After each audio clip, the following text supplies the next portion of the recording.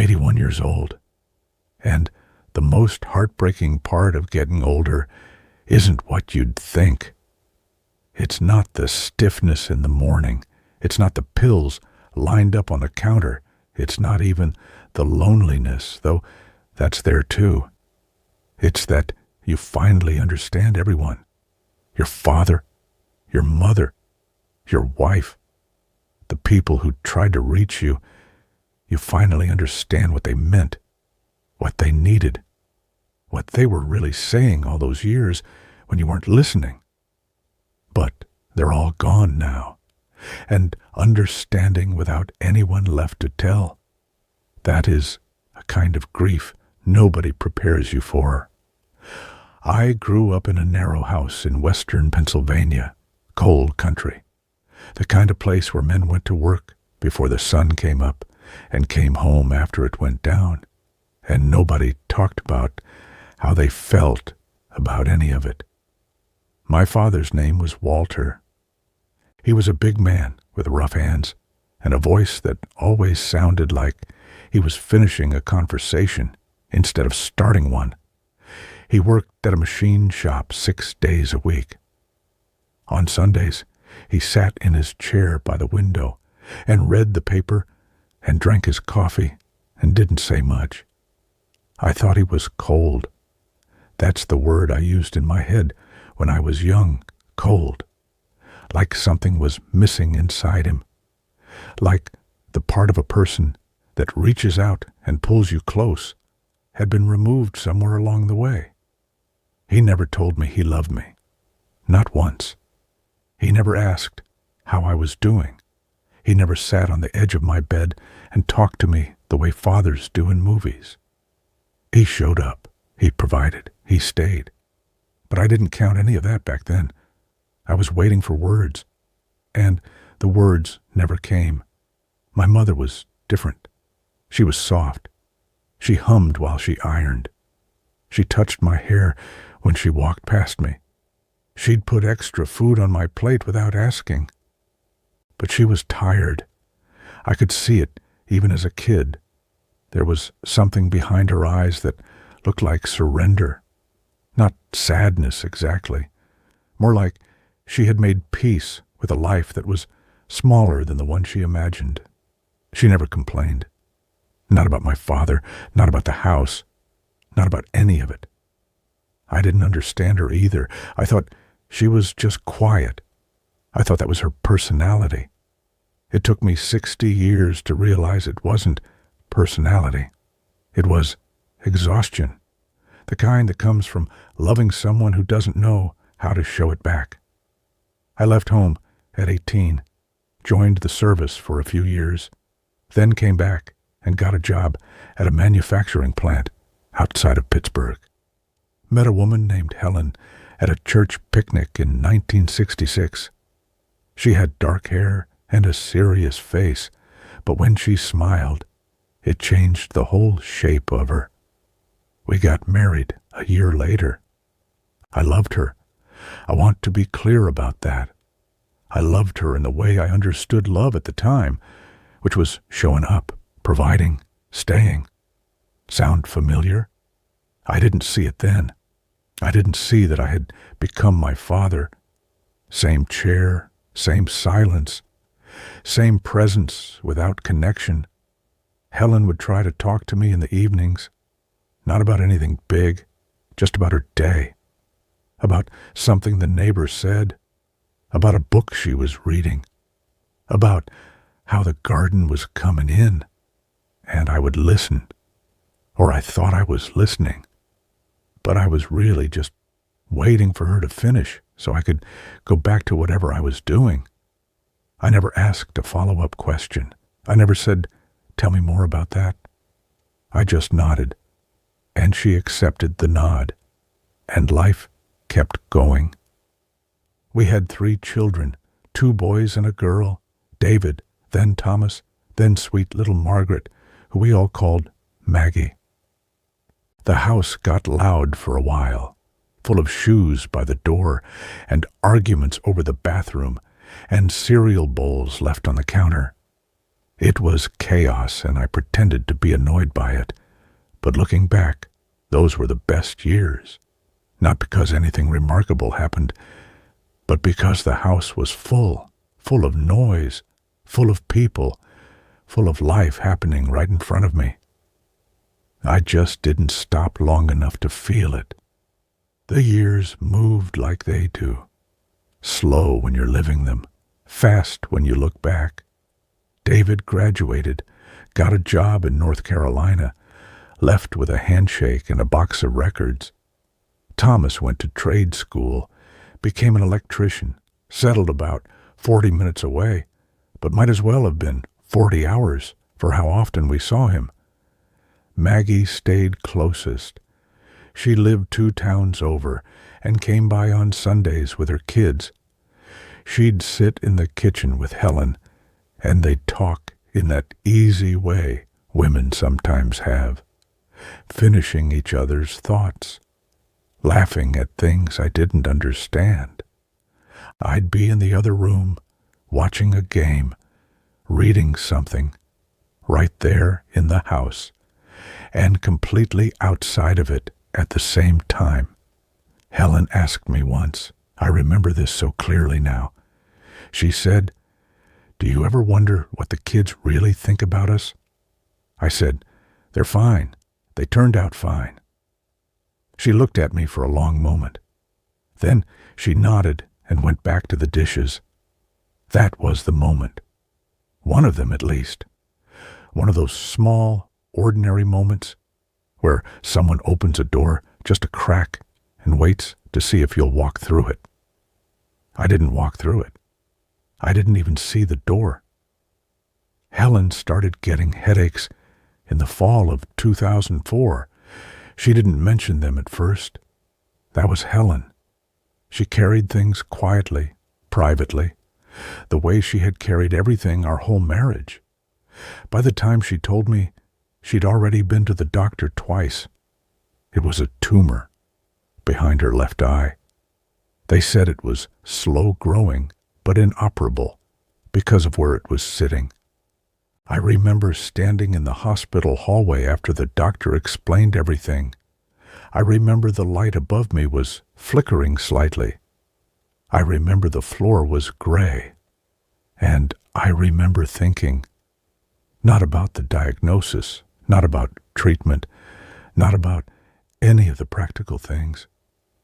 I was thinking about all the evenings she talked, and I just nodded.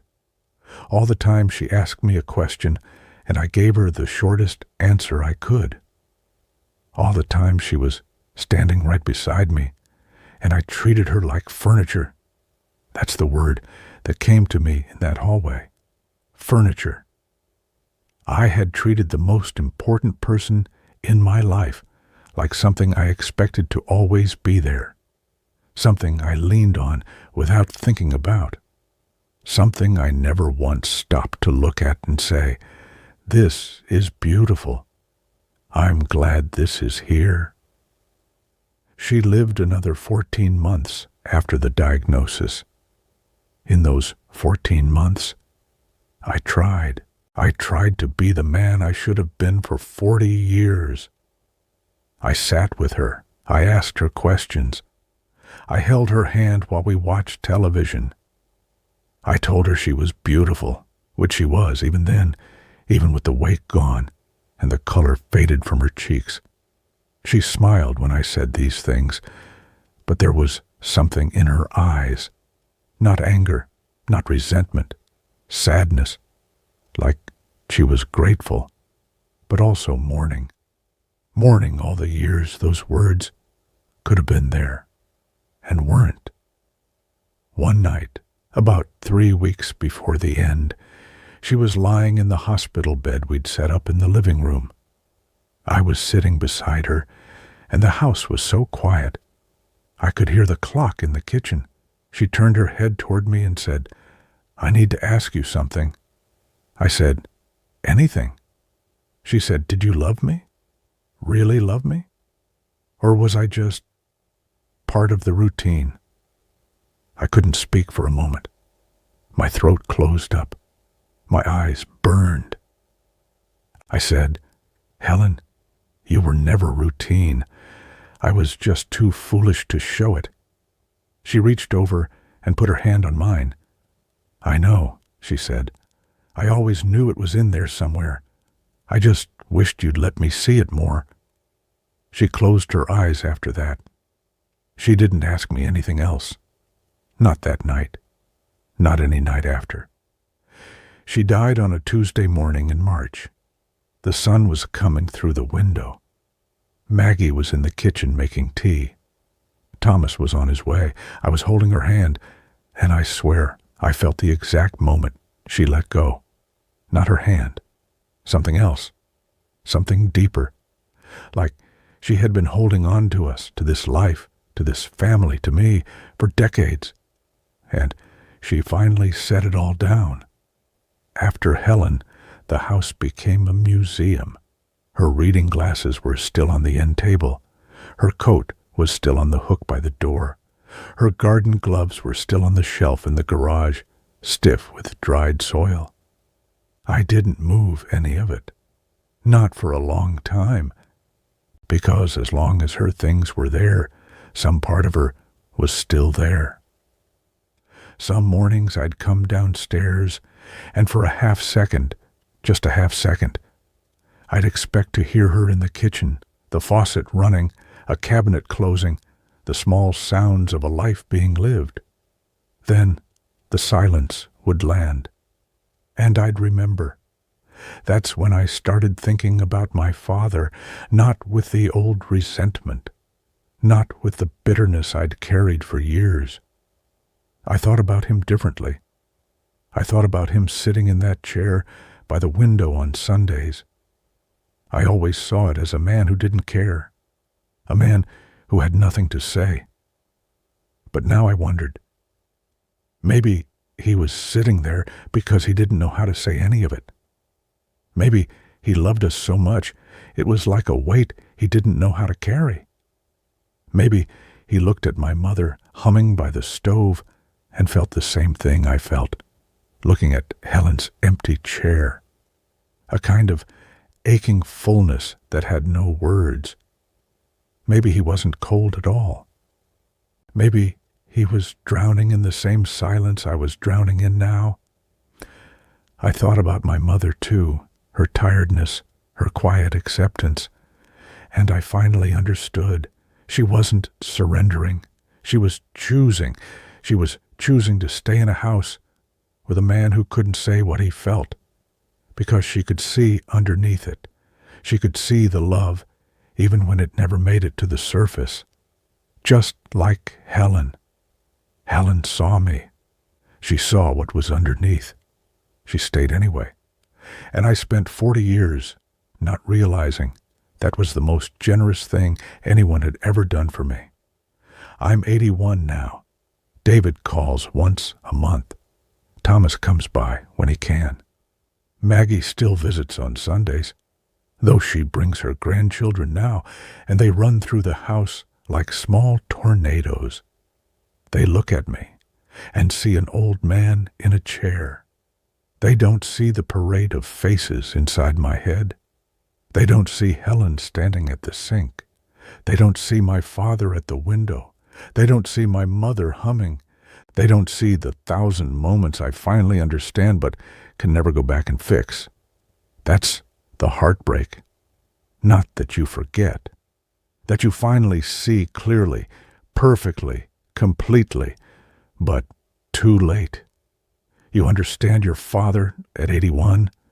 You understand your wife after she's buried. You understand your mother's eyes now, that your own eyes look the same way in the mirror. The understanding comes. It always comes. It just comes after the people, after the chances, after the doors have closed so quietly you didn't even hear them shut. I keep Helen's glasses on the end table. I know that might seem strange. Maggie offered to put them away once. I told her to leave them, because when I look at them, I remember who she was, not the sick version, not the hospital bed version, the real version, the one who stood in the kitchen and asked me a question I was too too distracted to hear. I hear it now. Every single day I hear it now. I don't tell people how to live. I'm the last person who should. But I'll say this much. There are people around you right now who are trying to be seen, not in a big way, not with grand gestures.